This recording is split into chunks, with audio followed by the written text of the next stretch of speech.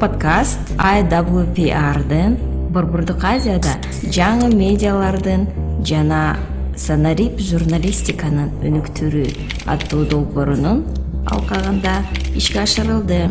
Бул эпизоддун мазмуну, көз караштары, ой пикирлери жана алардын чечмелениши подкасттын авторлоруна таандык жана IWPR'дын расмий көз карашына дал келбеши мүмкүн. Салам достор, сиздер менен кайрадан эки дарыгер аттуу аудио подкаст назарыңыздарда. Бүгүн өзгөчө эпизод, биздин коногубуз Эрмек. Ооба достор, туура эле уктуңар. Менин кесиптешим Исмаилов Эрмек. Тилекке каршы ковид менен бул илдетке чалдыкты. Эрмек ковиддин биринчи толкунунда 2 жолу кызыл зонага кирген, баарына туруштук берген. Бирок ушул экинчи толкунда өзү бул вируска чалдыккан формасын айтсак, шүгүр жеңил формасы менен ооруду.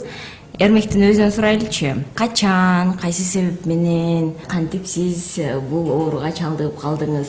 Баарына туруштук бергенден кийин. Саламатсызбы Бегимай? Рахмат. Ошол тилекке каршы сиз айткандай мен дагы коронавирус илдетине чалдыгып калдым. Эң кызыгы ошол биринчи толкунда 2 жолу кызыл зонага кирип, андан соң ошончо көп бейтаптар менен мамиледе болуп, оорубай жүрүп, анан акыры ушул күз айында келгенде бир күнү мага ошол ПЦР тестим положительный деп келди дагы. Аны аябай таң калдым биринчиден, себеби ошол жана мен сизге айтып кеткендей эле күтүүсүздүктөн болду да. Биринчи качан оорудум жана биринчи кадамдарым.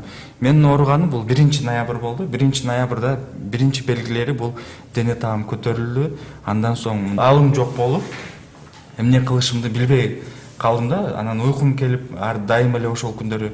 Андан соң мен бөлүм башчыма чалып, ушундай белгилер пайда болду десем, коронавирус окшойт, тест тапшыр деди. Тапшырсам 2 ноябрда ошол положительный деп чыкты.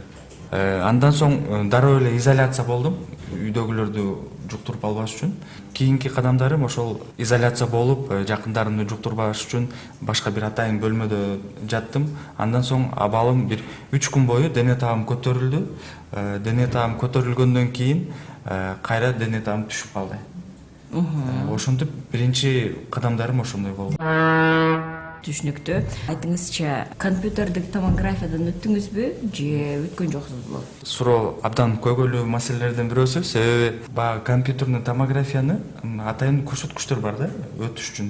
Мисалы үчүн дене таамың 5 күн бою көтөрүлүп турса, кандайдыр дагы бир кошумча дем алууң кыйналып турса, ошол убакта өтүш керек. Меники болсо жеңил түрдө өткөн үчүн мен ал компьютерный томографиядан өтүүнү кажетин көргөн жокмун. Себеби мен өз абалым жакшы болчу, дене таам ошол жана айтып кеткендей эле 3 күн бою эле көтөрүлүп, кайра токтоп калды. Андан соң дагы бир көйгөйлүү маселе бар экен. Бул жерде компьютерный томографияны өтпөйм деп өзүң мындай оюң менен кабыл алсаң, жакындарың сени качан компьютерный томография өтөсүн, өтпөсөң болбойт деп баягы ушундай бир басым көрсөтүп, анын акырында баягы компьютерный томография чын эле өтүшүм керекпи деген суроолор да пайда болот экен да. Бирок айтып кетет элем, мен ошол азыр бүгүн калп айтпасам 24 күн болду ооруганыма, ооруп бүткөнүмө буюрса. Ошол күнгө чейин мен өткөн жокмун компьютерный томография. Азыркы учурда өзүмдү жакшы эле сезип жатам. Демек кажети жок болчу экен.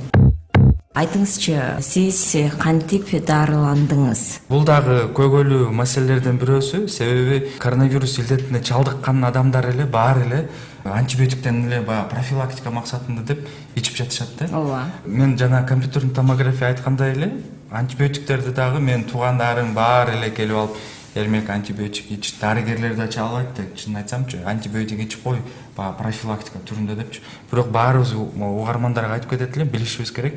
Антибиотик бул профилактика үчүн эмес, бул бактериялар үчүн атайын жаратылган дарылар да. Бул вирусный пневмония, вирус болгондон кийин буга атайын вирустук дарылар керек. Бирок мен айтып кетет элем ушул жерде дагы коронавирус илдетине азыркы учурда мындай ишеничтүү дары даярдалган жок. Аны дарылай албайсың.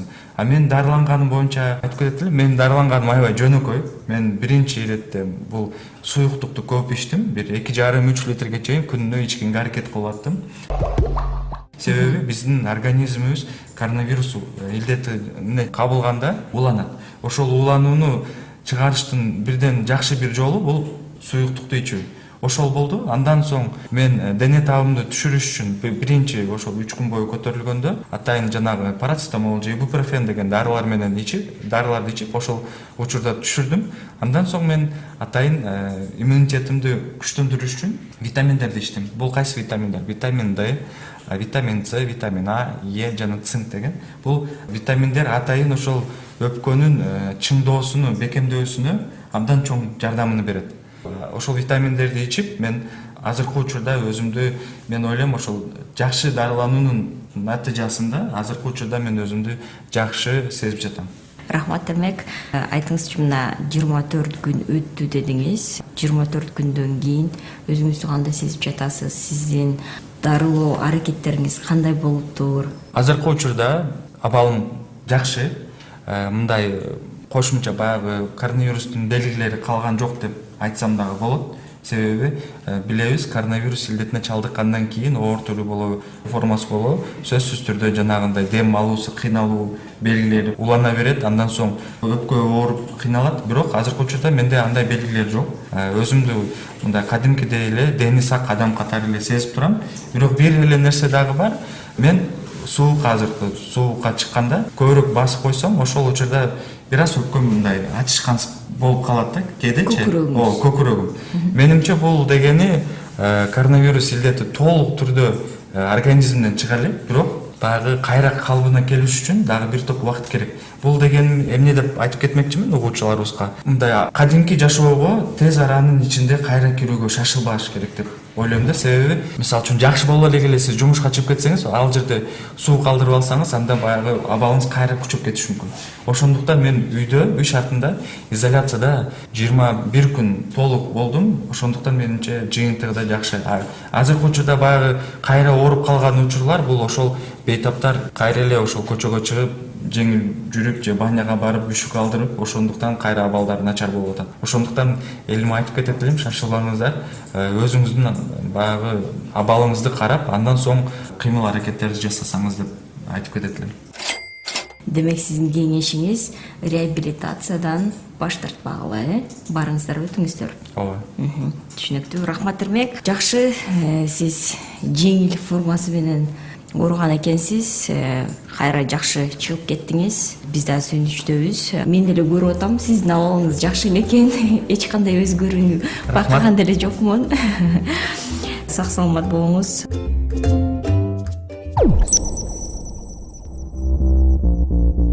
Бул подкаст IWPR-дын Борбордук Азияда жаңы медиалардын жана санарип журналистиканын өнүктүрүү аттуу долбоорунун алкагында ишке ашырылды. Бул эпизоддун мазмуну, көз караштары, ой пикирлери жана алардын чечмелениши подкасттын авторлоруна таандык жана IWPR-дын расмий көз карашына дал келбеши мүмкүн.